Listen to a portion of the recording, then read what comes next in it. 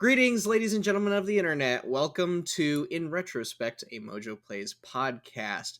This week's episode, Witches Get Stitches. I didn't say the other word, YouTube. Calm down. But what Mr. Mojo plays himself, who we have here on the show, he'll just be calling it Banjo-Kazooie. Because, we YouTube can't search. go with my titles. Yeah, SEO. SEO is king. Anyways, yes, Mr. Mojo Plays himself is here. Rob... I cannot believe this. This is the first time I've had to say your last name, and I don't know how to pronounce it. It's Fliss. It's really easy. Fliss. 4 letters, man. I know it's Fliss, but it's like I read it and I want to say Flea. No, it's Fliss. I know. Everybody gets it wrong. It's the most difficult to pronounce 4-letter name in the world. Yeah.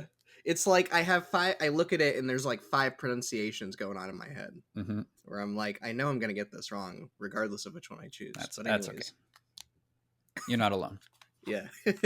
Anyways, for those of you who don't, for the people at home who don't know you, Rob, just introduce yourself. Tell everybody what you do for Mojo Plays and watch Mojo, the whole 9 yards. Maybe list off some of your favorite games, your social security number. Yeah, sure. I won't do that last one, but to introduce myself, my name is Rob. I am the channel manager for Mojo Plays. You probably haven't seen me before if you watch Mojo Plays, but chances are that if you've watched any of our videos, I've had a hand in publishing them in some way, making the thumbnails, things like that. So I'm more of a behind the scenes person on the channel, but it's nice to be able to get behind the microphone, get in front of the camera, speak with you, Ty, about some banjo, ready to discuss that in depth. It's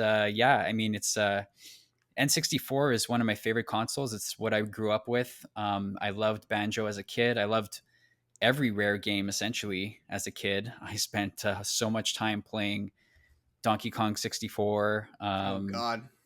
Yeah, we could go into that. I mean, as a 10-year-old, I mean, I was all into it. It was amazing. And when time doesn't matter, backtracking, like who cares? Like it's good. You have nothing but time on your hands. As an adult, I'm not sure I would want to go and replay it. No, yeah. Like I don't want to go around collecting just every fruit known to man and mindlessly fighting crocodiles or whatever they're called. Exactly. Throw in Monkey Dew.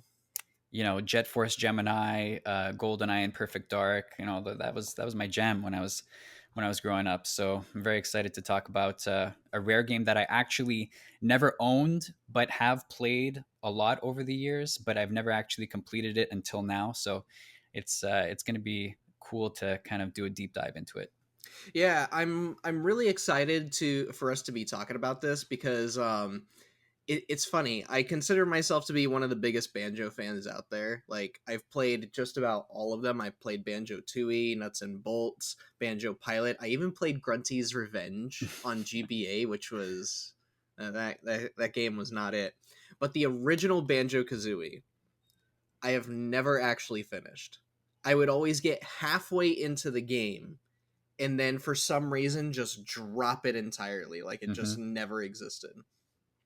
Also, I didn't get the game until I was like middle school, and I remember paying for it in dimes and nickels. Wow.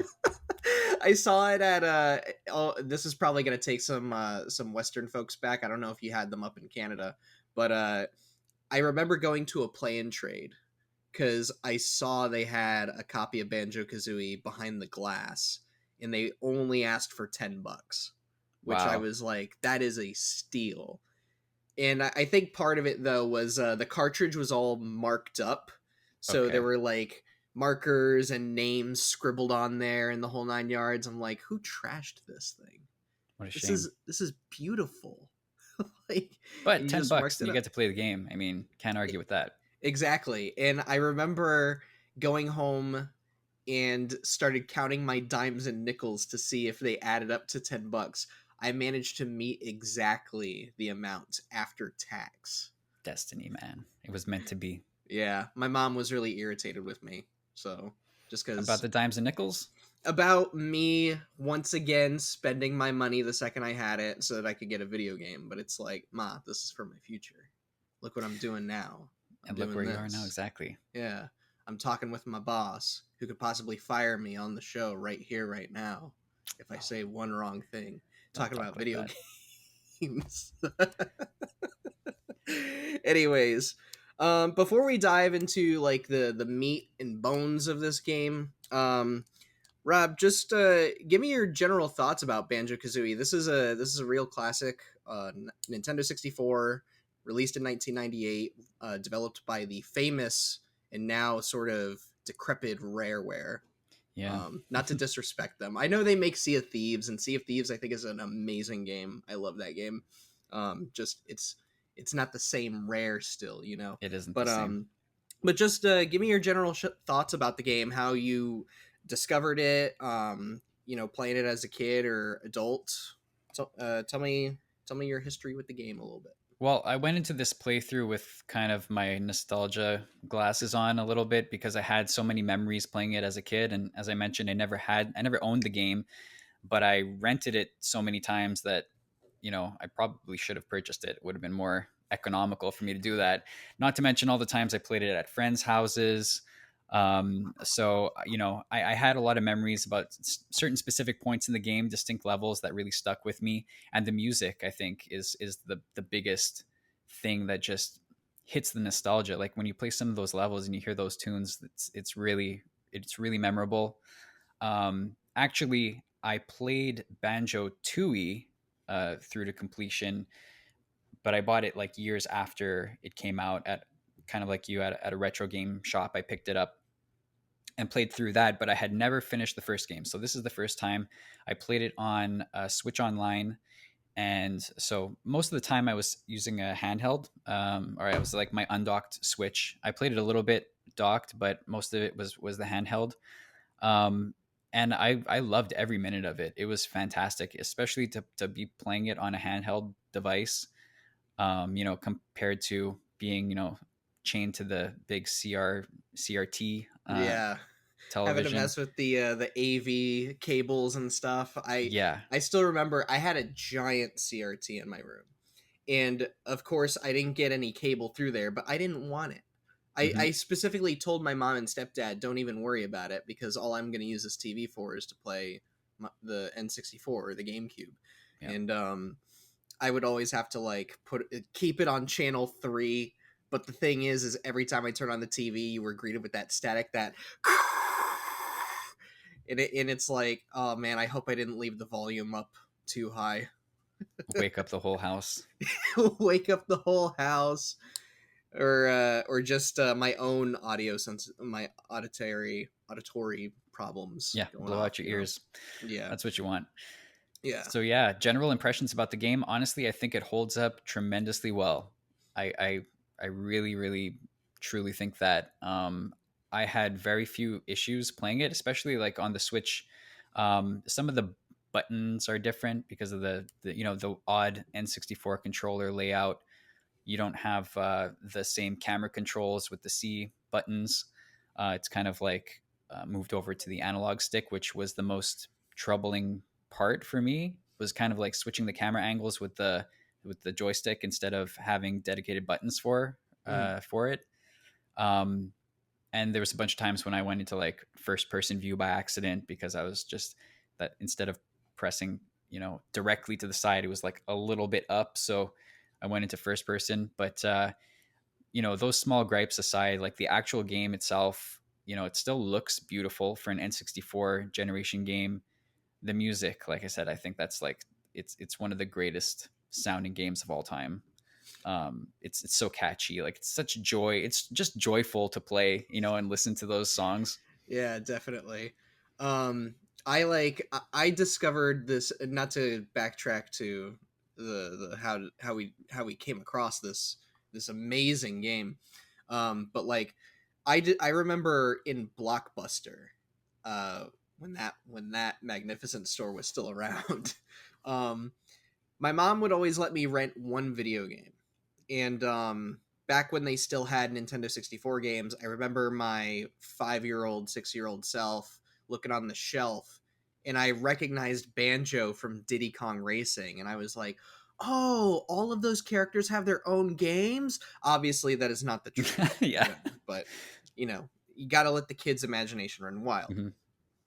So I grabbed it, and I don't remember anything else but Spiral Mountain and Mumbo Mountain. Hmm. Um, so it's like it kind of goes back to I didn't really see the second half of the game until just a few weeks ago while we were playing it.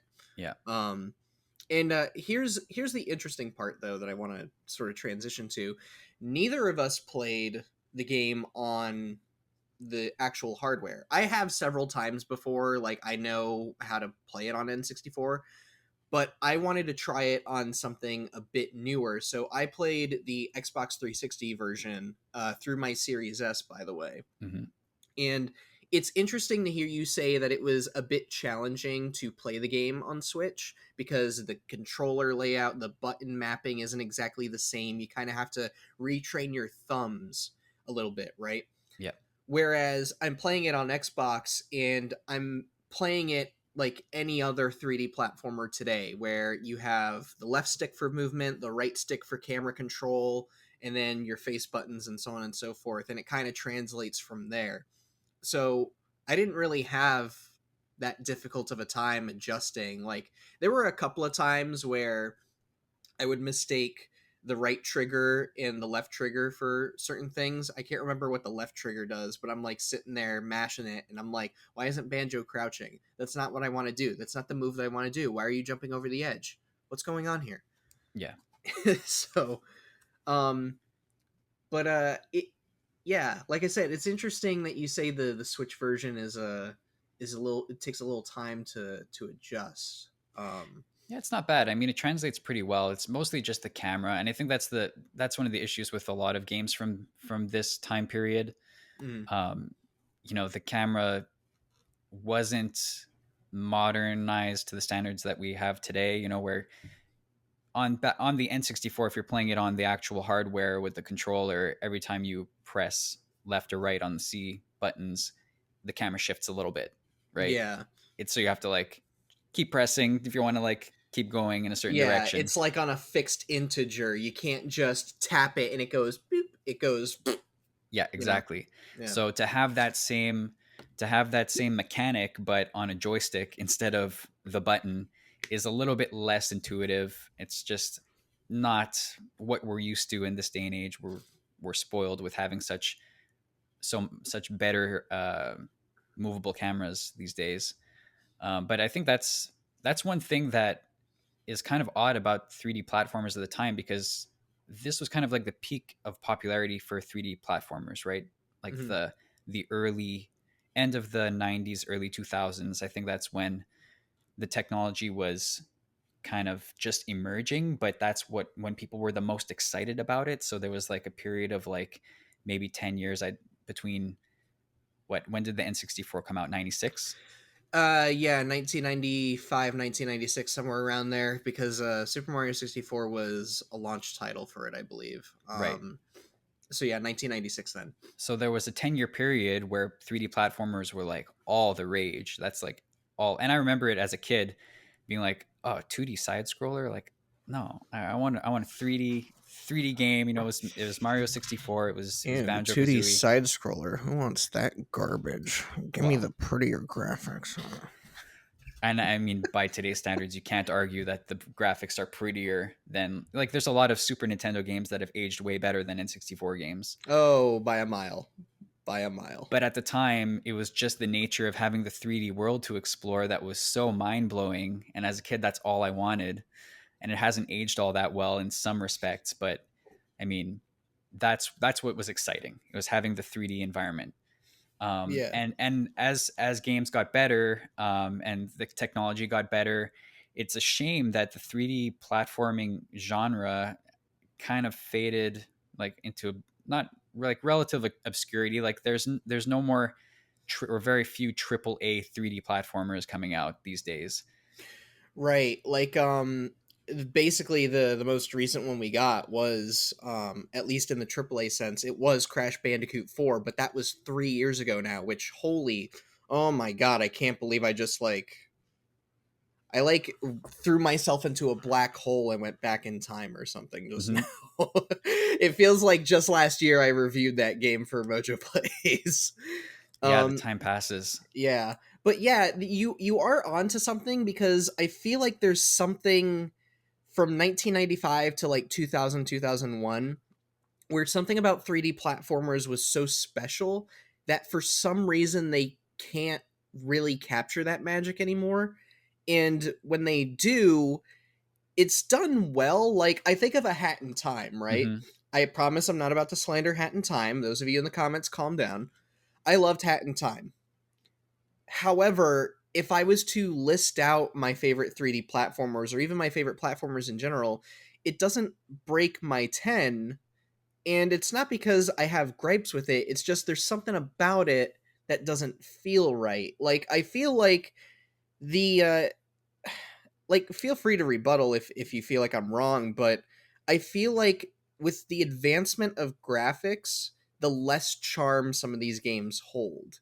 I I agree feel with you. like there's something weird, something a little unexplainable about those 5 years between 95 and 2000, where 3D platformers had like that special feeling to them, where it's like the more outdated the graphics were, the more you could kind of piece your imagination together and like fill in the gaps between the details, you know? Yeah.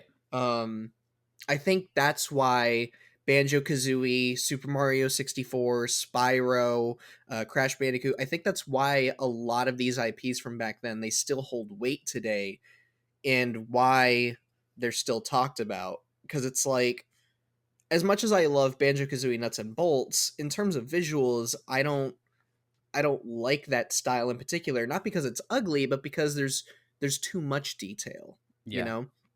Um but yeah, it's I like what you said though about the era that it comes in, because it's like, all those different IPs that I just listed a little bit ago, they they really took over that period of 3D gaming. And it's kind of astounding again that 25 years later we're talking about Banjo-Kazooie still, like it just came out yesterday. And it, in some ways, it's had just as big of a cultural impact as Super Mario 64. Johnny and I were talking about this on the last episode, Mm-hmm. of how it's amazing that you can go on Twitch and this game is still being played. Granted, Banjo-Kazooie is probably not pulling the same amount of numbers as Super Mario 64, because Super Mario 64, they got like a speedrunning community, and there's dimension breaking stuff for some reason. I don't know. I don't go nowhere near that section. In Banjo-Kazooie, you don't exactly see people doing that. Like, Right. yeah, there's speedrunners here and there, but when people sit down and play it, they sit down to play it. Like, Yeah. that's one thing that's interesting to me about the cultural impact of this game, is like how nobody is here to try and break Banjo-Kazooie. Anytime somebody's streaming it, it's to actually just sit down and enjoy something. Yes. Um and I feel like that's sort of missing from modern 3D platformers, especially when you have a lot of new games coming out that where they want to adhere to not just the casual crowd, but they want to adhere to the speedrunning community and the Twitch community and the blah blah blah, you know. Right. But I'm getting carried away. Well, the point that I was trying to get at before was that I think that through the 3D platforming genre hit its peak of popularity before the technology was optimal for those games, Hmm. right? Because you go back and play them and they're great, but there's there are things that could have been better. Like everybody complains about the cameras in Mario 64 and to a lesser degree, but also I encountered some problems with the camera in playing Banjo Kazooie, Same, same. and couldn't you just imagine a remake of the game with like fluid camera that you can control perfectly?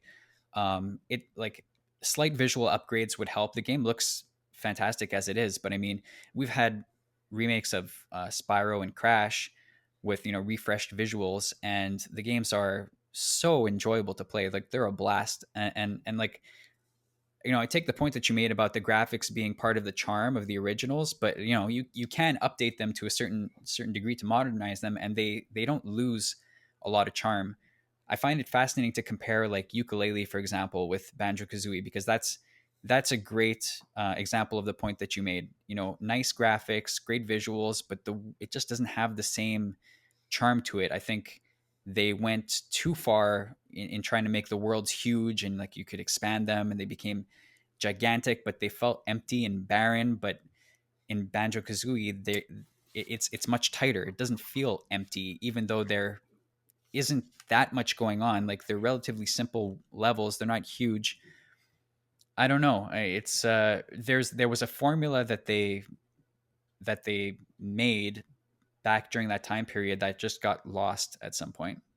Yeah. I think it's just on the AAA side, at least, I think it's just a lot of, other games taking hold of the market between RPGs, action games, hack and slash games, and now we're at a point where it's like, not to sidetrack the conversation, but we're at a point to where it's now like everything feels a little bit the same.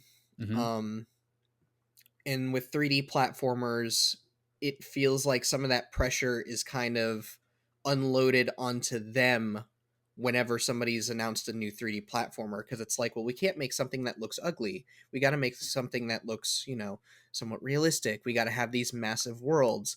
And you point out Ukulele, and it's like, I have my own problems with Ukulele, right? Like, I can understand the frustration with the worlds. Like, I've tried so I've been at Long Play Archive for about a year now, right?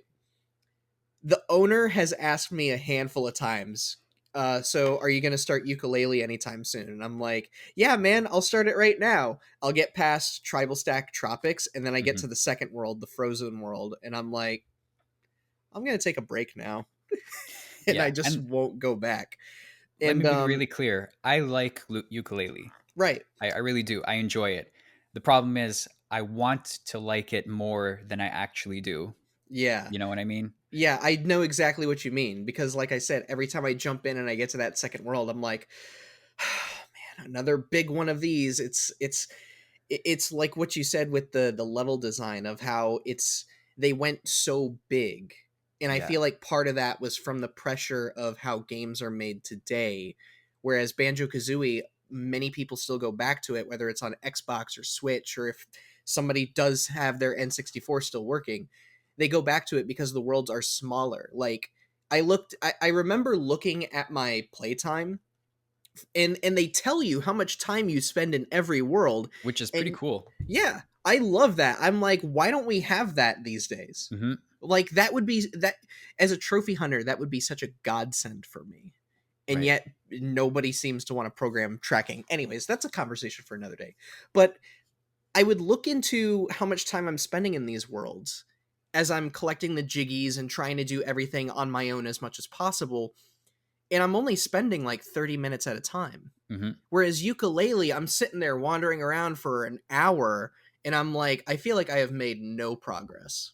Yeah. No progress whatsoever. And then I you put think the game that's down for a few why, weeks. You huh? forget everything that you've done. And then you have to Right. go back and rememorize the layouts of each level. And it's a chore instead of a pleasure to explore. Right. And I think that, like, I think that's why 3D platformers kind of fell off, because they just started getting way too big. They were feeling the pressures of the the innovations of the AAA market. And it's kind of why we don't really have big hitters like that anymore. I mean, Crash 4 was arguably the last one and the first one in quite a while that came out swinging. Hmm. And I mean, even after playing Crash Team Rumble recently, not to sidetrack, but now I've been kind of getting the itch to go back, because it's like, yeah, that's a marvelous game. I wish we got more like that, or more like Banjo Kazooie, instead of games trying to emulate it in some way. Again, Hat in Time, great game, just something about it though. I don't know why. I don't know how to explain it, but again, I don't know. Maybe it has something to do with, we grew up with these games, so there's like a special, it's a moment in time where it's like you and I could discover a game on our own without any noise in the game space or media or whatever. Yeah. um I haven't played it actually. It's been on my list for a long time. I just never got Hat in around Time, to it. Yeah. It's a really great game. I platinumed it about 3 years ago, maybe four. Fantastic game. I feel like if you like Super Mario Sunshine though, you would like that game. Not necessarily if you were Banjo-Kazooie or anything. But anyways, we were talking quite a bit about the level design. Let's, or at least, you know, 3D platformers and level design. Let's talk about Banjo-Kazooie's level design Yes. specifically. Um, I starting out with like Spiral Mountain, I feel like that is one of those areas where I'm like, this is game design 101 right here, where you make a playground for your player where it's almost impossible for them to die. Of course it is possible, but I'm saying like for the most part you kind of have to seek out death for some reason. Yeah. But Just like Spiral drown Mountain yourself in is, the little moat surrounding the yeah, the mountains. small moat or waterfall somewhere around there, or just die from cauliflower and carrots if you Yes, want. exactly. Then you can Death argue with by your vegetable. parents. Yeah, death by vegetable. Argue with your parents. Be like, see, they're bad for you. Um, but it's a wonderful little playground where you can, like in Mario 64 with Princess Peach's castle, you can go in, jump around, get used to the controls, get to know your moves and everything. And the game gives you a, almost all of the moves there are up until, you get to the first world, and then the first few worlds have stuff. But yeah, what did you think of the level design with Banjo-Kazooie? Yeah, I have a lot to say. It's fantastic. Like the levels, it's that sweet spot of being incentivized to explore every corner of a level because you'll find something in the most unexpected places. So you want to like explore every nook and cranny because there's usually something hidden there, and you'll spot out a little place in the corner of your eye like, I wonder if I can get there. And it's never a question of whether it's worth it or not because there's usually something there for you to find. That's what I love. There's things hidden everywhere, so you need to look everywhere in these levels.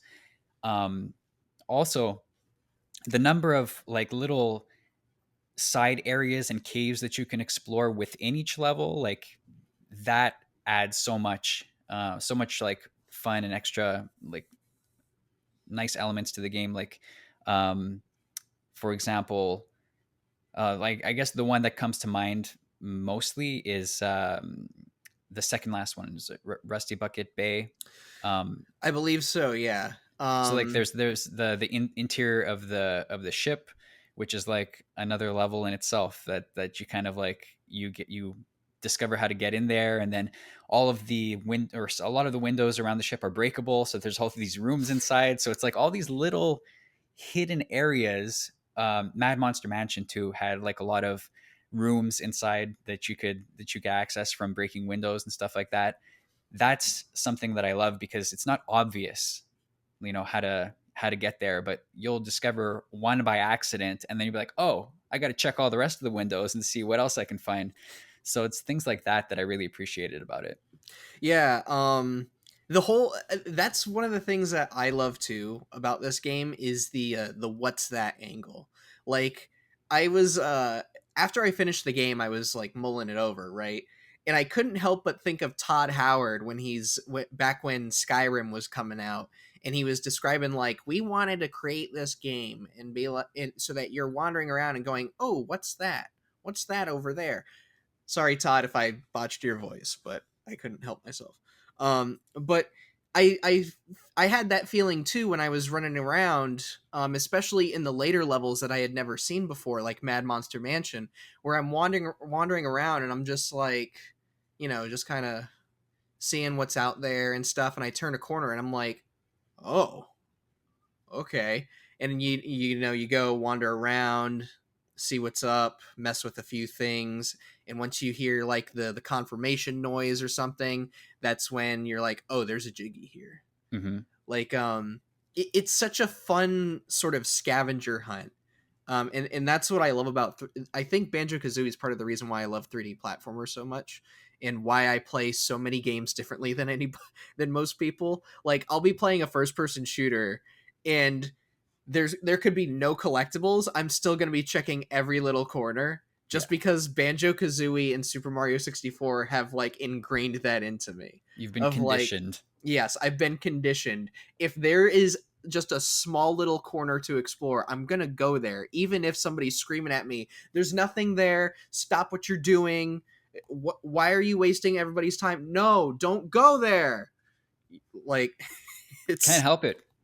It's in yeah, you it's like now. I can't help it. I can't help it because I feel like there's gonna be one little thing that nobody is looking for, and I'm gonna find it, even And then if you it's something. don't. Yeah, even And if then it's it's something crushing stupid. disappointment. Yeah, like Doom Eternal was one of those games where I remember coming across the I think it's called the Dope Fish, where it's like this giant fish with buck teeth and crazy eyes and stuff, and I remember being like, "The hell is this? Why isn't anybody talking about this? This is weird. This is weird to be in a Doom game." Um, but yeah, the level design I feel was magnificent through and through. Um, and it kind of surprised me a little bit because it's like I think too when Johnny and I were talking about Super Mario 64 in the last episode, and I made the comment of some of the later levels they feel like they just started throwing things together, like Hmm. it had a very video game feel to it that I Yeah. just wasn't about. And Banjo Kazooie, it felt like there was constantly a new theme, a new idea at every single corner. Like I got to the very last world, Click Clock Wood, and I remember arriving, and all you see are like the four doors on each side of the room, and I'm like, this is a big world, ain't it? And once I got through the second door, I'm like, that's when it clicked. It's like when you get the theme of the world and you get some of the mechanics and how the enemies behave, you're just like, oh. And it's like your whole play style changes Yeah. a little bit. Um so that's what I liked. You mentioned Rusty Bucket Bay. That one I found to be the most interesting because prior to reaching that, I did look at some forums to see what people have said about the game over the years. And Rusty Bucket Bay, everybody says is the hardest level in the entire game. I've seen that And too. it's like I can sort of understand it, but there were some folks where I felt like it was a little overstated in some ways. Not to play contrarian, it's just it's like it's one of those levels where you know what to do, it's executing it that's the challenge, Yeah. and I think that's why it has such a notorious reputation. But to say it is the hardest, I'm like, how many of you got to the quiz show? Yeah. That's annoying. The quiz show is irritating. And that's the thing. I think, not to jump ahead in case you wanted to save this for later, but I think the strength of the game is in the 9 worlds that you play, and then after that, there's the quiz show, which is weird, and then the last boss battle with Gruntilda is kind of an afterthought. It's like post game almost, right? A little bit. I personally enjoyed the boss battle with Gruntilda. Like I thought that was kind of a great ending to it. Like a really awesome climax. Like they made it, instead of it being like with Mario, you have Bowser. Ah, just swing him around 3 times and he's dead. Whoop de Right. doo. This is long. This is like 5 stages. Yeah. 5 stages, and there's like even a narrative structure to it. Yeah. It's like it was like you know what I imagined while I was playing it? It was like Grant Kirkhope was in front of me with his entire band doing the and I'm like, it's like I was being shown an entire stage play Yeah. at this very moment, and I think that's part of the reason why I loved it. And on top of it, it was challenging. To me, it is the hardest part of the entire game. Definitely. Um, I agree with that. and I surprisingly didn't die once that whole time. But You not to also brag, not to brag. you also got the bonus health and all of that other stuff I before. did. I 100%ed the game. And if you don't believe me, check my achievements. I keep all that stuff public. Um, but yeah, I 100%ed the game. I had all the extra honeycombs, so maybe that's why I had an easier time than most people did. Um, Yeah, I did excuse not. me. I missed it by 2. I missed all the extra honeycombs by 2 notes. and I was not Wow. about to go back. And they were both from the last two levels, which I missed 10 notes in each of the last two levels. And I said, "That's enough. I'm not gonna waste time looking for these." And then I get to the Gruntilda battle, and I need 882 notes to get the extra honeycombs, and I had 880. So Wow. that wasn't a happy moment, but you know, it is nice that they incentivize you to complete the game, you know, to earn those useful bonuses for the last boss fight. Yeah. And younger me would have gone back and scoured those two levels to get every last note. Um, Yeah. but at this stage in my life, I was just not going to do that. So Yeah. I struggled through it with Yeah, that. I totally understand, man. Like, I got to the quiz show part, and I'm like, this is why he didn't want to finish the game. Yeah. This is why. Screw this. I hate this. But it's funny you say the notes gave you trouble. The notes were far from my troubles. Like, I was able to find all 100 every world pretty easy. Like, if I ever struggled, it wasn't long until I found the remaining 5 or 10. Hmm. If anything, it was the jiggies. There were a few, especially towards the last half of the game, where there would be like one or two missing, and I'm sitting there going, "What else is there to do?" Like Yeah. Mad Monster Mansion, there's one where you have to turn into a pumpkin and you have to sit on top of one specific gutter.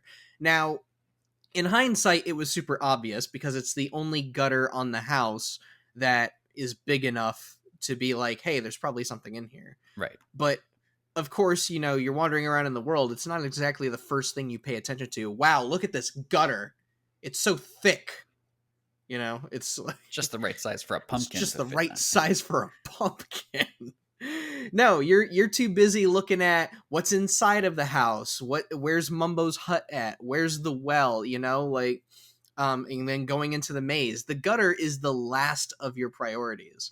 Yeah, It's it a doesn't cool spoon feed you. It doesn't spoon feed you the solutions to a lot of the jiggies. Like it's really you need to be pretty thorough yeah. in your exploration of each level. Yeah, and I feel like that's probably another reason why people really love this game is that it's a game that doesn't exactly hold your hand. And even when you're stumped, if you look up the solution, it's not like this thought of, well, who the hell would think of that? It's like it's Hmm. not some obscure thing. It's like, no, It was it right in makes front of me sense. the It whole was right in time. front of you. The path is there. It's just, you got to think outside of the box a little bit more. Yeah. Um and I think that's probably why a lot of people really just didn't or bleh, what am I trying to say here? I'm lost. I'm like looking at notes. I'm looking at you. That's all good. So You know, there's one thing that really struck me between my memories playing it as a kid and playing it now.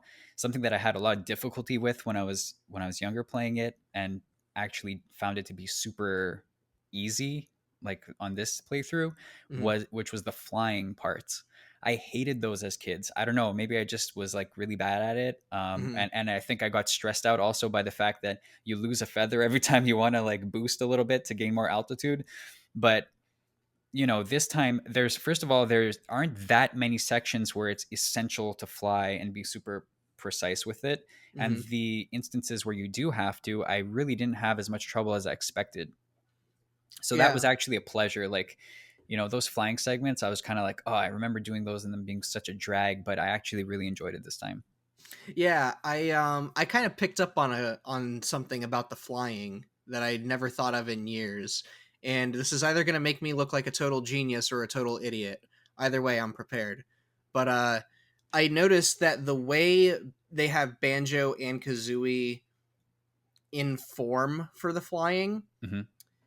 I noticed when in Frizizi Peak you have there's the Jiggy where you have to destroy all of the Mr. Frosties, right? Yeah. Eventually I was having such a hard time with that, but I eventually learned that Kazooie's beak is basically your reticle for the homing attack, and I was like, Oh, like I took it out for a test drive and it was consistently yes, wherever her beak is pointing, that's where you're gonna end up every single time. I'm like, I don't know how this escaped me for 25 years. It's yeah, I don't think I ever But really registered that particularly, but I found it to be intuitive enough for me to, I guess, pick up on subconsciously that's the case. probably. Yeah, Like I said, people are going to call me a genius or a total idiot in the comments. Either way, I'm prepared. I just like it made flying so much easier than before for me at least. Um so what do you think is the hardest world in the game? I know that I said Grunty's the final boss with Grunty. I didn't find Rusty Bucket Bay all that difficult.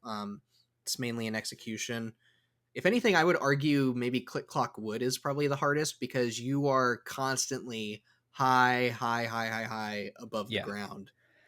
So you're almost asking for instant death unless you know how to work the mechanics in your favor between flying and doing the beak buster and the whole nine yards. But Yeah, I would say Click Clock Wood was definitely the one that I spent the most time on. You're right on about the platforming being challenging because you're so far up in the air all the time, and also I found it to be the most tedious world in that you're essentially playing the same level four times. Although they're mm, different, there's seasonal themes for each one, so it's cool, and I really enjoyed that aspect of it. The themes of each level were my favorite thing, and like I'm a sucker for holiday based stuff, so like I love the spooky levels whenever a video game has those. There were a lot of Christmas elements in the Freeze Easy Peak level, so mhm, like I'm all for those. And I really liked the seasonal aspects of Click Clock Wood, but yeah, I think that was the toughest in terms of like pure platforming for mhm, me. And maybe the most, yeah, just the most tedious to get through because of the sameness of each time you have to go through a different season. So plus it's the last level in the game, so you're kind of like, all right, I've had enough of this. It's not a long game by any means, and each level up until there took me like under an hour to complete, with the exception of I think Rusty Bucket Bay, which was a little bit over an hour to complete. But yeah, that last one, I wouldn't say that I struggled with it, but it was not the most enjoyable one for me. yeah. I can agree with that. Click Clock Wood, I sort of felt a little tired at the end too. Um, because yeah, the level you are essentially playing it four times over, but it's like I sort of get what they're going for, so it's like it's still interesting to me in some ways, but I can understand why it may not be everybody's favorite. um but yeah, Rusty Bucket Bay, it's like I can understand why people say it's the hardest. I absolutely can. There's so much that's trying to kill you. Snacker returns in one particular corner. The water is apparently so thick that it depletes you of oxygen a lot quicker, even when you're just swimming on the surface. Yeah, And then, of course, you have the jiggies and notes that are inside of the engine room. yeah, which Um, was to me by far the most challenging segment of the game, was that timed run where you have to get from the button in the engine room all the way to whatever it was. You have to reach the jiggy, which is, where is it located finally? I don't even remember. it's like I might have blocked it out of my memory. Tried it so many times. mm, I can't remember the name of it, but I do remember there's like a bunch of fans and blades going on, spinning around and around and around, Right. and like you have a very small window to cross the alternate pathways. Yeah. Um, like I said, it's hard. I can agree that it is difficult. I don't know if I would say it's the most difficult though. That one in particular, though, yes, the hardest jiggy to get, I would say. Like, it took me a few tries. I think I got it on the last life I had before I got a game over. Mm. Um, so yeah, I struggle with that. But to me, like, it's only hard in execution, not so much as figuring out what to do. So maybe that's why I don't view it as so tough. I don't know. I You could be in the mentioned minority on lives that. in the 360 version. Is it capped at 10 lives like in the On the uh Xbox version, yeah, on the Xbox version? um, I don't know because I don't think I ever hit that many lives at once. Okay, because on I think the most I ever got was like 7 or 8. And then of course every time you boot the game back up, it resets you to 3 for some reason. okay, so yeah, that's an odd thing because if you collect more than 10 lives, like you basically can't collect more than 10 lives in the N64 version and on the Switch port. You're capped at 10, which I That's find odd. Yeah, that's really weird. Yeah.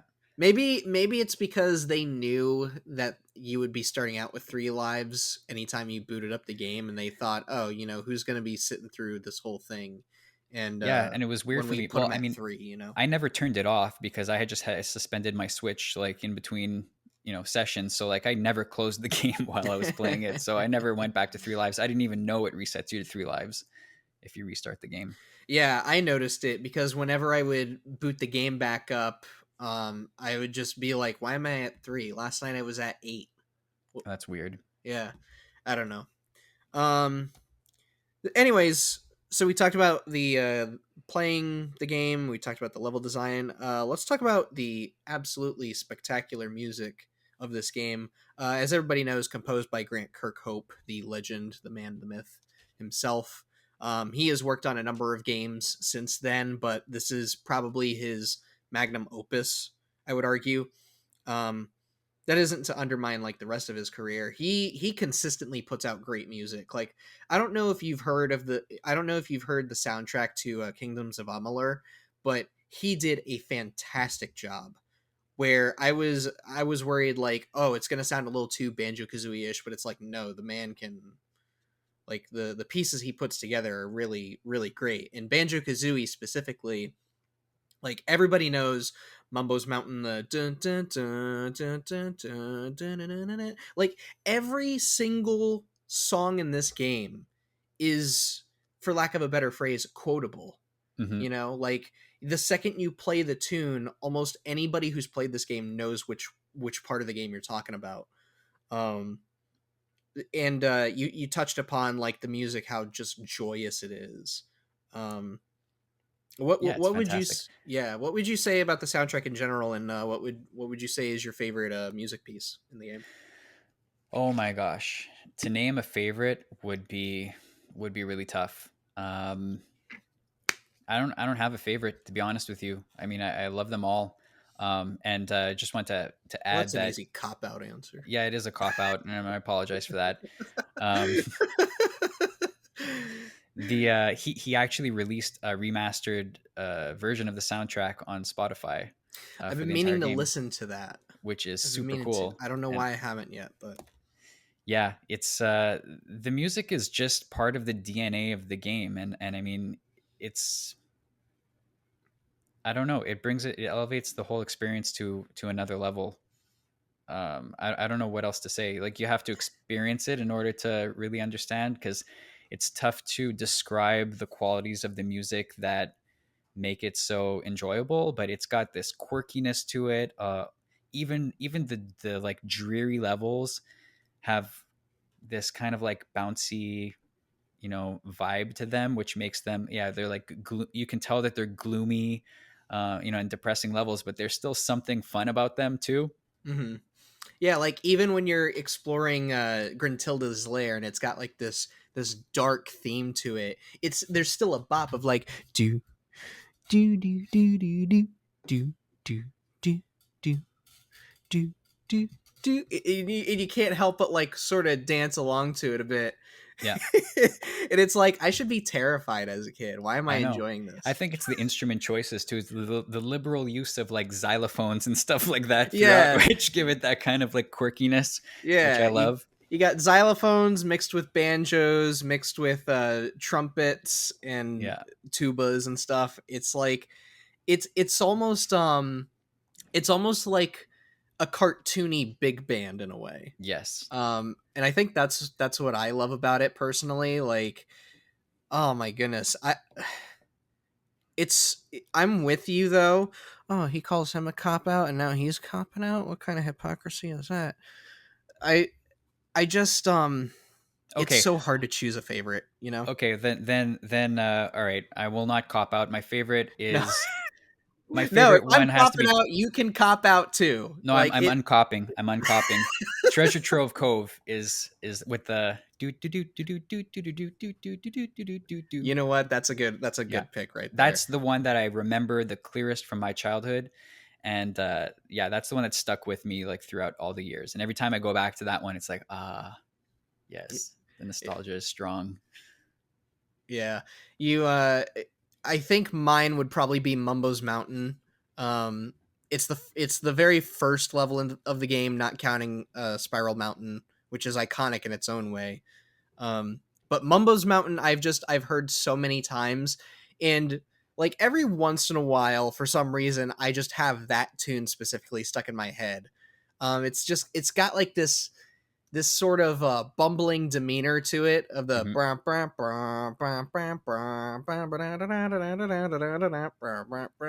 it, it's like it's so just I feel like it's a piece that would belong in like a Wario game of some kind. Hmm. um but I love it so much. It's way too catchy, and I feel like every song in the game has that special I think of Koji Kondo when he's talked about how he makes music for the Mario games, right? And he's like, when I'm making music, I want to make sure that I can listen to it so many times and I never get tired of it. Right. Which I have to imagine that is almost impossible to pull off. And yet he's done it, and I think Grant Kirkhope has done it as well. Absolutely. Um, you know what was really funny though, as I was playing through this game, is I was going through all these different worlds that I had never seen before, right? And a lot of the music I recognized from playing Banjo-Kazooie Nuts and Bolts Oh, of all places. they reuse the same tunes. I Yeah, didn't know they that. did, specifically for Banjo Land and maybe a couple of other worlds. They like put together this sort of this like remixed melody where they blended a bunch of songs. So like Banjo Land has Rusty Bucket Bay, Mad Monster Mansion, uh what else? I think Gobi's Desert and maybe Click Clock Wood all thrown together in there, and it makes sense because all those worlds are thrown together into Banjo Land. I don't know if you've played Nuts and Bolts, right? I have not. Okay, so Banjo Land is a world in that game where the idea is it's a museum, a giant theme park museum of Banjo Kazooie memorabilia in history. So, like, you can visit all these exhibits. Like, they got Clanker caged up, and there's like a mission where you have to protect his eyeballs from Gruntilda's robots. Okay. They have a section that shows all of the transformations from Banjo Kazooie and Banjo Tooie. So, like, for the music, they just put together this huge mashup of all these different tracks from across the first game particularly, and there might be a little bit from Tui, but I can't really remember for certain. That's um pretty cool. but yeah, that was a very interesting part of the game for me to notice, where I'm like, oh, Banjo Land, oh, Banjo Land, instead of the reverse. Right. um so Kind of uh like your Diddy Kong being your introduction to Banjo Yes. Kazooie. For some reason, the reverse truth is just my way of life, I guess. Of wrong until proven otherwise, or right I until mean, proven otherwise. it was the same for me to a certain degree in that I played Banjo Tooie first, and I loved that. I mean, I didn't have the same sense of pressure because I wasn't doing it for a specific reason. Like now, we wanted to do the podcast, so I was playing through the game with somewhat of a time limit. I was just kind of casually playing in my downtime. And Banjo Tooie is way longer. The worlds are way bigger. The overworld is huge, and there's just a lot more stuff in the game in general. And going back to the first game, after having played the second one, I found it a bit refreshing how scaled back everything was. There were a few things that I was not disappointed by. I would have expected more. Like, there's not that many transformations, the Mumbo transformations in the game. Like, not every level has one, which made me kind of raise an eyebrow at first. I was like, oh, like where's Mumbo in this level? Yeah, that threw me for a whirl too, where I'd be looking around and I'm like, "Where's Mumbo? Yeah, What the but hell's he's going only on there. I here?" think he's only there in half the levels or something like that. It's not. Yeah, something like that. I was sitting there and I'm like, I could have sworn there's more in here, but I think I might have been mixing that up with Banjo-Tooie because, like, in that one they introduced Humba Wumba, and she Mhm. basically doubles the number of transformations and stuff in the game. Right. Mumbo ends up becoming a playable character, and he's like, he goes around and he's got like his own set of jiggies that he can collect and stuff. Yeah. Um, I want to talk about the 25th anniversary. Now, unfortunately, we are not recording this on the 25th anniversary. We were aiming to, and then a series of mishaps happened on my end. So this is why we're uploading in July. You're Actually, welcome. we'll be uploading in August, Or probably. August. Yeah. Fine. Maybe Like... July. I don't know. Don't quote me on that. We'll see what happens. Well, if I get fired for anything, it's for giving away the publishing schedule. So That's fine. Yeah, if it's something stupid like that, not because I said something stupid on Twitter, not because of a video I did, it's because of I revealed details. Anyways, the 25th anniversary. We missed it. We missed the party. Hoorah. But it was such a, I gotta say, it was a bit of a weird celebration. Both negatively and positively. Like, I'm sort of glad that the internet wasn't like obsessed and it was trending for the entire day and stuff. But it was Well, hold also a on. little, Why do you say that? just because I think it's just something to do with like the way that I view social media, of like, I don't like how we sort of talk about things longer than we should, Okay. probably. Not for every single topic, mind you, but it's like I don't know. I think maybe in the case of Banjo-Kazooie, it's like, what is there to say that needs to be said? Like, everybody enjoys the music. Anybody who's played it enjoys the music. It's like, Mm-hmm. I feel like we've sort of had the discussions for the most part already. Like, the reason you and I are talking about it is because A, it interests the both of us, Mm-hmm. and B, it's nice to have for us to be doing something just a little bit different on Mojo Plays, Yeah. and it's something that the audience can participate in. I look forward to seeing what people are saying in the comments every single time we upload this. Same here. Whereas you go on Twitter and it's just like retweets saying happy birthday, Banjo. Man, I remember getting this game as a kid at Blockbuster. There's just not a lot of conversation happening around it, so to see it a little bit quieter this year, it's like, okay, good, Well, nice. I mean, I, I don't know if I entirely agree with that. For a 25th anniversary, you want it to be, you want to have some sense of celebration. And I think one thing that, a lot of banjo fans are kind of sad about is how, it doesn't look like we will be getting much in the way of new content, new games, like, a new life for the franchise. We're kind of stuck with what we have, which is two fantastic games, and then Nuts and Bolts, which is its own thing, and then a bunch of crap, frankly, like with all the rest of the stuff that they released, the Game Boy Advanced stuff and whatever. So we're really, really, we're looking back at, a game that's 25 years old that is kind of, locked to that era in which it came out. True. I can understand the frustration a lot. Like I said in the show, I love Banjo just as much as everybody else does. But I think maybe the reason why I'm sort of glad that it's quieted down a bit is because of the world we live in now, where nothing is truly over, finality no longer exists in most cases.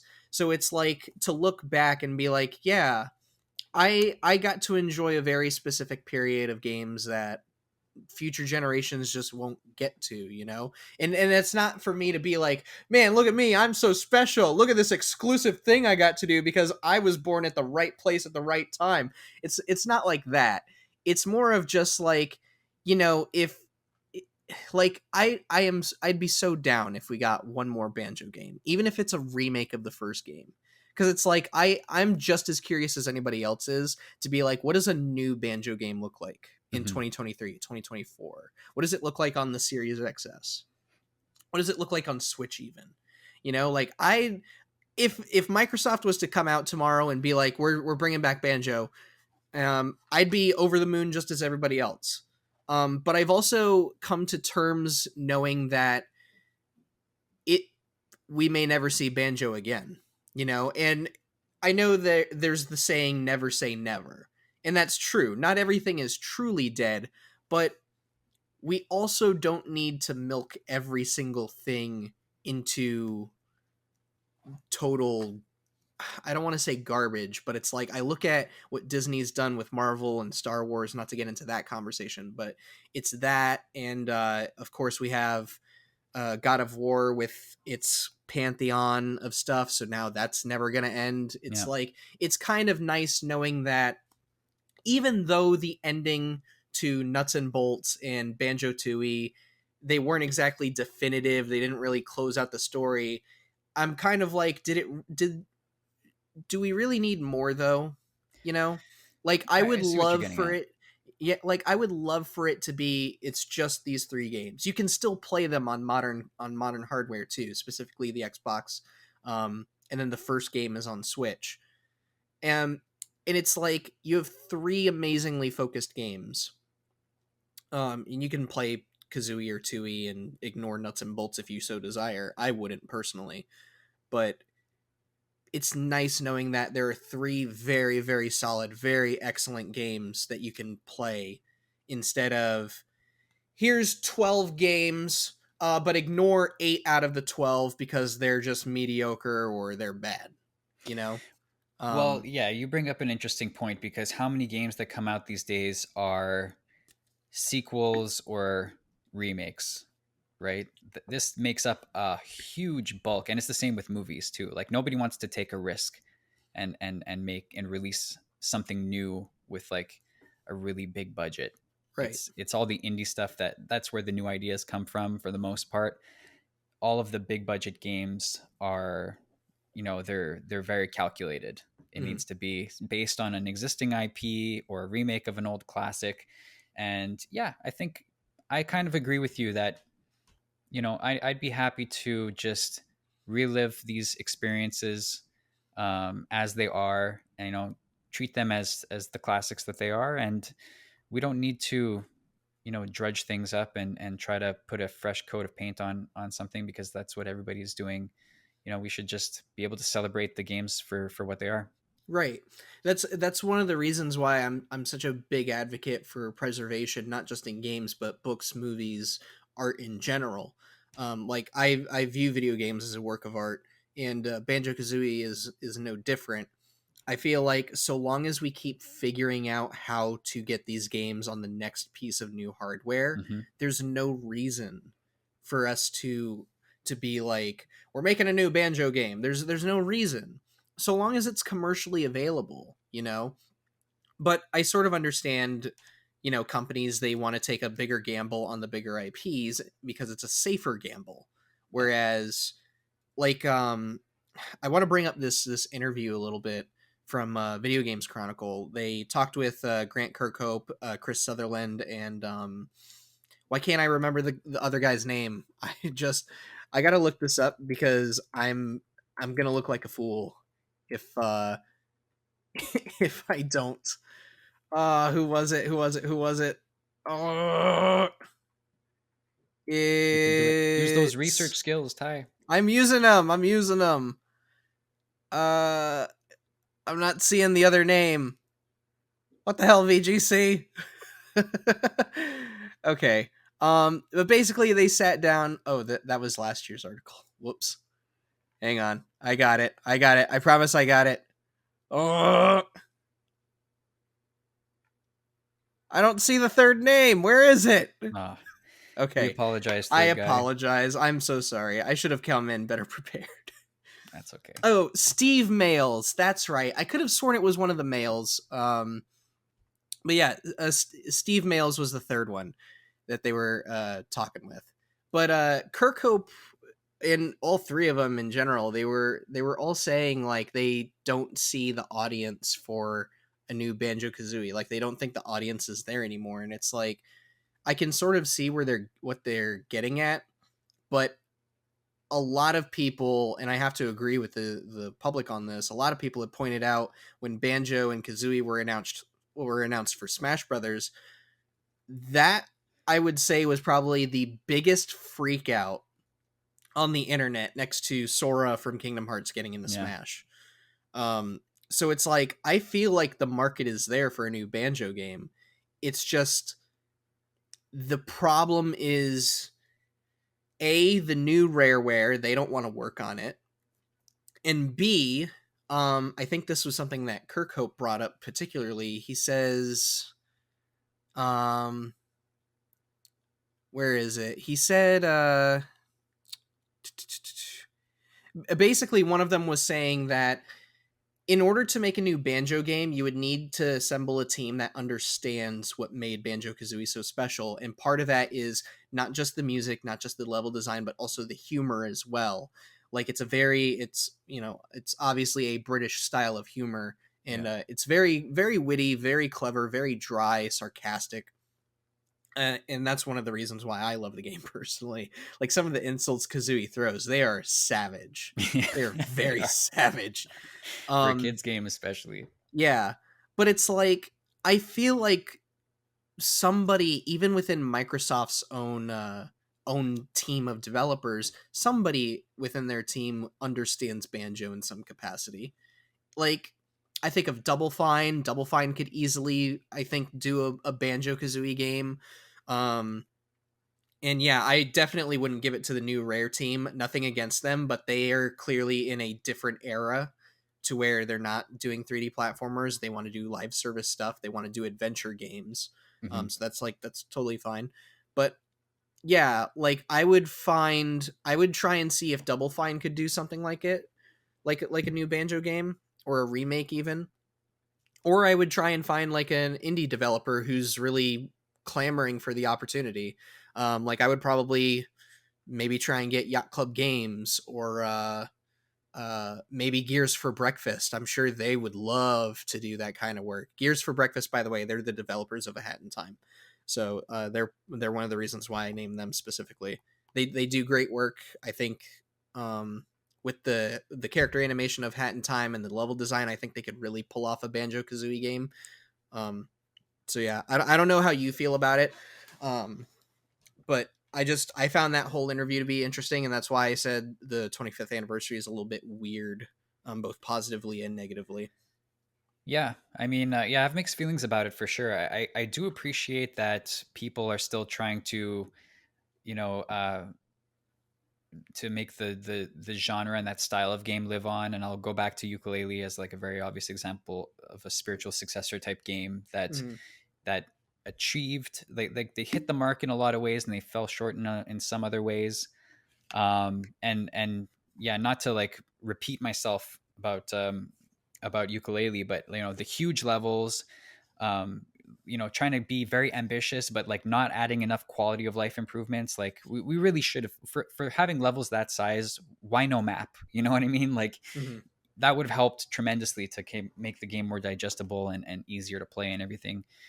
um and then a lot of like indie developers trying to do the same thing, like we spoke about this Clive and Wrench game that is like a blatant knockoff of the Banjo Kazooie formula, and but it's made by one guy, and it's not, it doesn't have the same level of polish. It doesn't Yeah, feel like a complete finished game or whatever, but it's trying to capture that essence, which is what everybody is trying to do who's still working on 3D platformers like that. So to yeah, have like a legit team backed by decent funding and everything like that would be the chance to have this franchise live on. yeah. I feel like I really do feel like Xbox is sitting on a gold mine with Banjo. Like, I feel like there is a lot of opportunity for Banjo. So I can't exactly agree with Kirkhope and them on, oh, there's no market. No, there absolutely is a market. It's just that nobody's catering to them, so we're quiet. That's why we're quiet. Mm-hmm. We've found our own space within the indie games market, and you're not really paying attention over there. The But I do have to agree with them in, like, it's all about finding the right team. And I feel like in the AAA space, I don't think you're going to find that team at all. And the only way you're gonna find it is probably if the Activision deal goes through, which who knows. Just FYI, we're recording this in early July, so there's been no decision on whether the acquisition is going through or not. But in the case it does go through, I would say Xbox should absolutely approach Toys for Bob and be like, "We want you to work on a new Banjo game," Hmm. because their work on Crash Bandicoot 4 was phenomenal. I didn't think a new Crash game would blow me away the way Crash 4 did, to where I think it is one of the top 3 best Crash games ever made. But Yeah, yeah, and Crash is a great example of a tried and tested formula. I mean, the Crash 4, it's got the same bones as, the PS1 games. It's the same formula, and it's just modernized and refreshed. So I don't see yeah, why the same couldn't apply to Banjo as well. yeah. I mean, you just got to have great character animation, great writing, and again the humor. Hmm. And that's one of the things that they brought up too, is like a lot of the humor that was used in Banjo-Kazooie was based off of inside jokes of theirs, which it's like that's what makes it so special. But one of the things though is like I worry about, you know, the possibility of a new team forcing things, So it kind of goes back to, there was something special about back then Yeah. where it was like a bit of like the Wild West, where it's like you never knew what kind of game you were going to get, really, Hmm. or how it was going to be made. And nowadays it's like everybody's trying to replicate and capture the essence of a certain thing, and it's like rocket science for some reason now. Yeah, and it doesn't help when you get releases like that. What's it called? Balan Wonder World or Wonderland or whatever the hell it's called, which Ugh. which was so depressing to just, because it looked like it had potential, right? And that's what we kind of wanted. Let's rejuvenate this genre. Let's add some flavor and life to it, and then you get a lemon like that. It's Yeah, I feel like that game specifically is why we're not seeing any 3D platformers right now. I Everyone think it was on board when Crash 4 was around, and then Balan Wonderworld came in and ruined the whole mess. right. And now Yuji Naka's in prison. How can No, you he's not. screw that up so badly? No, he's not actually. He's just I think he had to agree to like a set of terms to avoid jail time, and now he's got to pay like $1.2 million in fines. Okay. So all right, Rob, to end the show, I want us to talk about our favorite worlds. Yes. And we discussed this before the show, too. There's only like 8 or 9 worlds, give or take. So instead of doing our top 5, like what Johnny and I did with Super Mario 64, we're just going to do 3. Okay. Especially since we're kind of pressed for time. We're at an hour, 13 and a half minutes.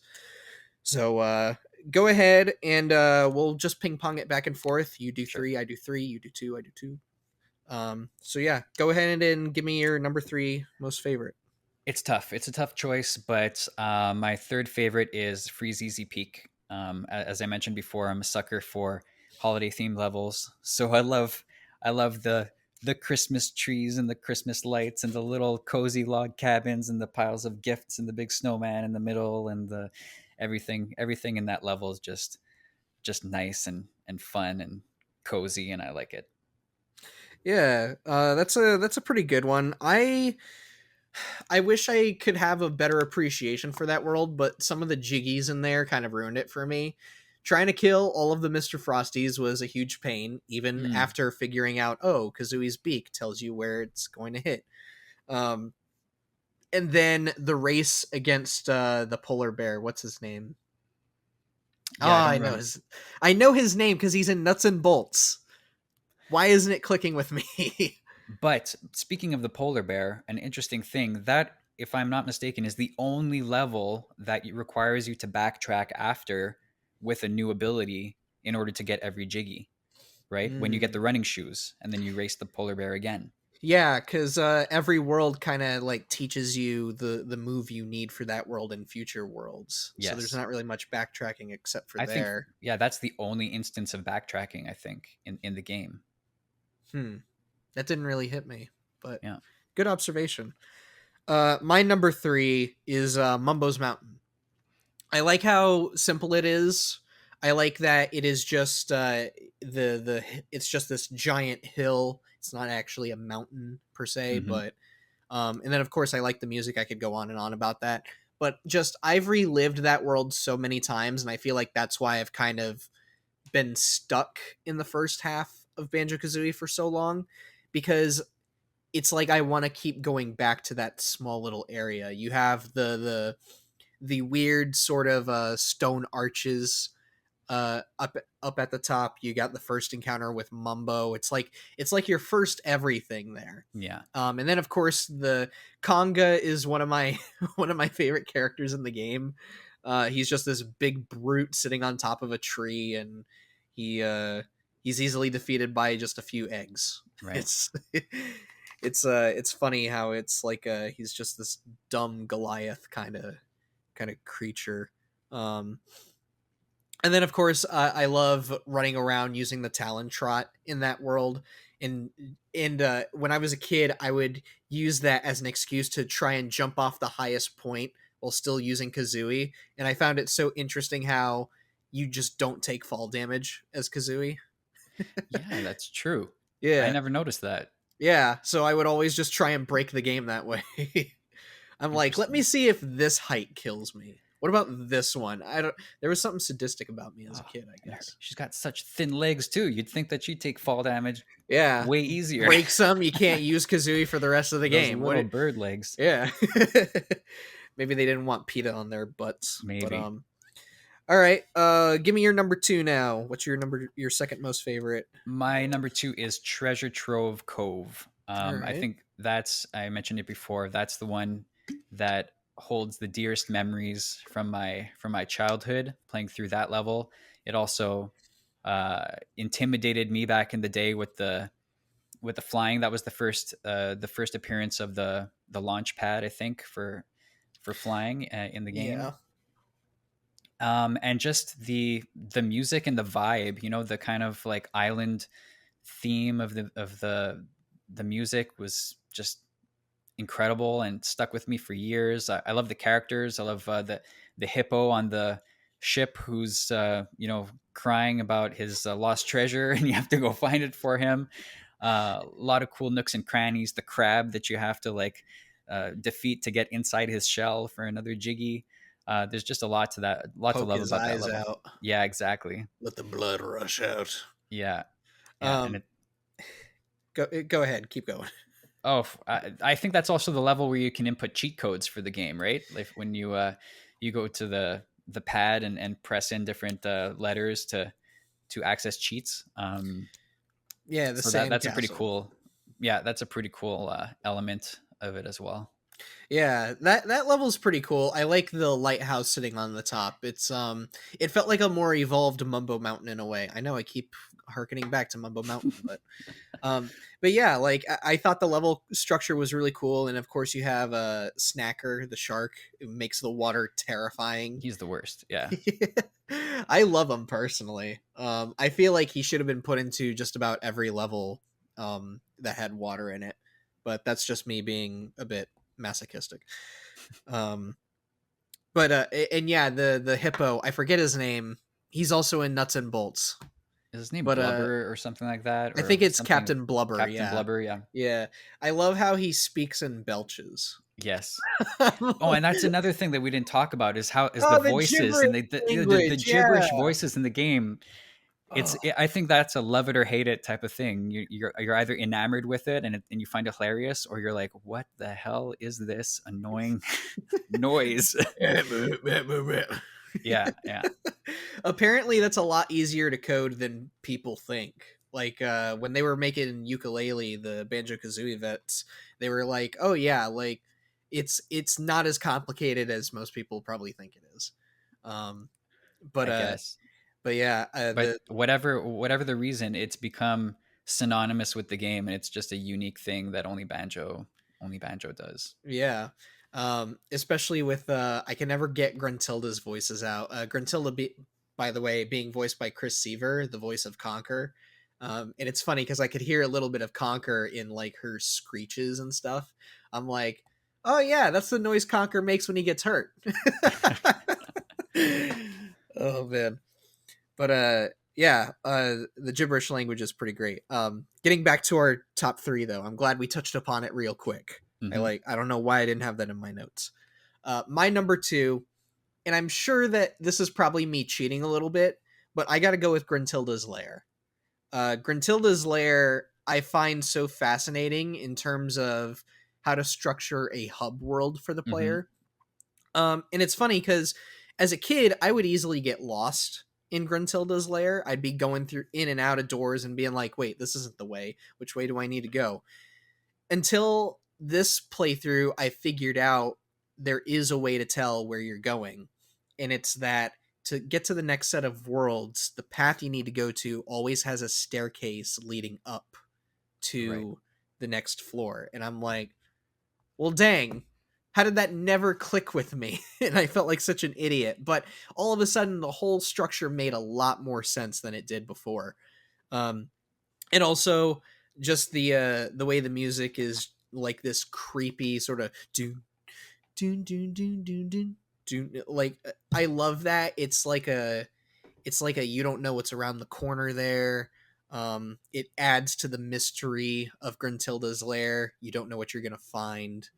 Um, but yeah, that's my number 2. I feel like I could really figuratively and literally get lost in Gruntilda's lair, That's and out of pure amusement. I'm with you, and I love hub worlds that just unlock gradually, and you get to see more and more of it. But it takes a while, so it's like a slow burn, but it's rewarding each time that you get a little bit farther into it and see more and more. Yeah, Yeah. it's great. All right, Rob, give me your number 1. What world is the head honcho in your book? What's Before I the one reveal that my every developer needs to know, I needs to need learn to from? give an honorable mention to Gobi's Valley before I reveal my number one, because that is a level that I enjoyed much more than I expected to. I'm usually not a big fan of sand or desert levels. I think maybe it's just because the color palette is so beige and everything looks the same, but I really enjoyed Gobi's Valley. I think it was done really well. All of the pyramids and structures were really cool to explore. So I just wanted to mention that real quick. But my number one favorite level is Mad Monster Mansion. It is the coolest level to me. I love the spooky vibe of it. I'm a sucker for Halloween stuff. And I love everything from the music to the enemies that you fight to exploring the mansion itself, with all the breakable windows that you can enter, the basement cellar area, the ghost that you have to kind of like quietly access from, or tiptoe across the room from the fireplace to get onto the table and sneak up on him, and a lot of the little clever things like you mentioned, hidden jiggies that you can have to go down the drain pipe to as a pumpkin to get to. That was the one that I couldn't wait to actually be able to play. I was like anticipating it the entire game, and once I Mhm. got there, it didn't disappoint. So for me, that was the highlight of the game. Yeah, I so as with the previous episode, neither of us knew what worlds we were gonna pick, but my number 1 is also Mad Monster Mansion. I'm a sucker when it comes to Halloweenish worlds. I think I mentioned this in the Super Mario 64 episode, but I grew up with a mom who was really obsessed with Halloween. So I kind of grew up around that stuff, and also I just love horror movies in general. So this level in particular really spoke to me. Also, I feel like the Halloweenish theme, the scary themes in colorful games, they usually bring the best out of the games themselves, because it's like it's such a contrast to the rest of the game in some ways, you know. I agree. But with Mad Monster Mansion specifically, it's not just the theme that I love; it's also the layout of it. Like I love how the game sort of not necessarily restricts you, but it makes the mansion itself sort of like the centerpiece of the whole thing. And on your left you have the thorny hedge maze, and on your right is where all the other stuff is. Now you can go through the hedge maze and get to Mumbo's hut and also the mausoleum that way, Hmm. or you can go the other way and go to the fountain, the well, the cabin in the back, or make your way to the cellar and stuff. It's like it's one of those, as I was saying when we were talking about the curiosity aspect to the level design, of like you're constantly going, what's that over there, what's that over there, and Yes. when you figure out you can break open windows and bash open barrels and stuff, all of a sudden it opens up a whole new layer to the rest of the game for you. And on top of that, the way Mad Monster Mansion has its gates laid out and stuff, you almost have to plan ahead for certain jiggies to be like, okay, I need to bash that open so that I can go and do this thing and then go back, turn into a pumpkin, and go grab the jiggy and stuff. So Hmm. like the one that was weird for me was the talking toilet, where you Yeah. have to clog him up as the pumpkin, and I'm like, Hmm. well, how am I going to get myself up there since the pumpkin doesn't do anything? But you start figuring that out, and it's like, oh, all of a sudden everything makes sense now. Yeah. Oh, I can climb up the hedges this way and then make my way onto the roof. Yeah. Yeah. You mentioned a really good point about the house, the mansion itself being at the center of the world, and I think that's something that is characteristic of a lot of the levels. They have a central, like a centerpiece to them, which makes it easy to navigate the level, and that you can always orient yourself in relation to that center thing. Like Freeze Easy Peak has the big snowman in the middle.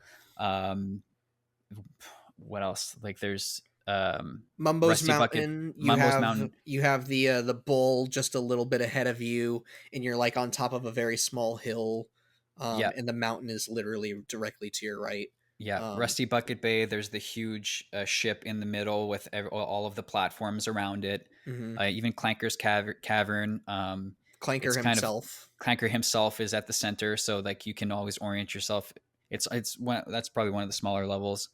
Um, but yeah, I think that's one thing that makes the makes each world very digestible and easy to understand, is always having that big monument in the center to kind of like help you place yourself. Yeah, it's actually why I harp on open world games so much these days. Is I look at games like Banjo-Kazooie, and it's like, you can make your world as big as you want, but to me, what makes Banjo-Kazooie work so well is that no matter where you are in these worlds, you know exactly where you're at and where Hmm. everything else is at. And how to get to where you need to go. Exactly. So like when I'm playing an open world game, it's like, why do I constantly need to be referring to this damn map? Yeah. This map where everything looks the same. The only way I can know where to go is by looking at this thing. Why are there no landmarks for me to just be like, okay, I'm here. I'm at the western end of the world. I'm at this corner of the world. And that's sort of why like a lot of the more open-ended stuff these days, they don't hit with me as well. And then I look at something like Mad Monster Mansion, where it's like, I know exactly where I'm at 24/7. I don't need no map. I don't need Yeah. It's anything. just good game design right there. Yeah, good game design. So, well, Rob, that about does it for our show. Any last words on Banjo Kazooie before we wrap it up here? Oh, just that if you haven't played it and you have access to the game, it's worth your time. Even if you don't have the nostalgia goggles like we do from our childhoods, it's a real pleasure to play. Even in 2023, it's aged fairly well in my opinion. And if you want to experience it for yourself, I recommend that you do. Yeah. You can get it now on Switch as part of Switch Online expansion pack specifically, which you can get for $50 a year, I believe. Hmm. By the way, not sponsored, just letting you know where you can play the game. Just FYI. Yes. And you can also get it on Xbox, whether it's on your 360, your Xbox One, or your Series XS, and you can get it for like $10, $15. Or you can get it through Rare Replay, which I did. Or you can pay $150 for an original cartridge or whatever it costs these days. If you're rich and you got money to burn, I got Yeah. a copy to sell you. Anyways, Rob, where can the lovely folks find you at besides our wonderful community posts here on Mojo Plays? Main place would be Twitter at my name, Rob Fliss. I don't tweet that much, but more than happy to converse with anybody who has feedback about this episode. So you can find me there. Alrighty. Well, folks, let us know down in the comments what you think about Banjo-Kazooie, what you love about it, how you came about finding it, and whether you think we deserve a new Banjo game these days or not. That was actually a topic I didn't expect us to jump into. um, but I think this was a wonderful episode. Thank you so much, Rob, for joining me on this today, and apologies again for the delays on my end. Oh no, um, no worries. It was a great pleasure. Very happy to do this. Very happy to discuss an all-time great in the world of gaming. So I'm really glad we had an opportunity to do this. Yeah, I will be working on the next game for or the next two games for our show. Both of them are somewhat meaty, so I have my hands tied. Um, but yeah, thank you all so much for joining us. And until the next episode, I hope you all have a marvelous rest of your day. And don't forget to like and subscribe, by the way, too. I hope I did all the YouTube stuff, boss. Did I do them Yep, well? Did I you do did them very good? well. I'm not fired? You kept your job for another day. Okay. All right. Bye, everybody. Bye. Check out these other great clips from Mojo Plays.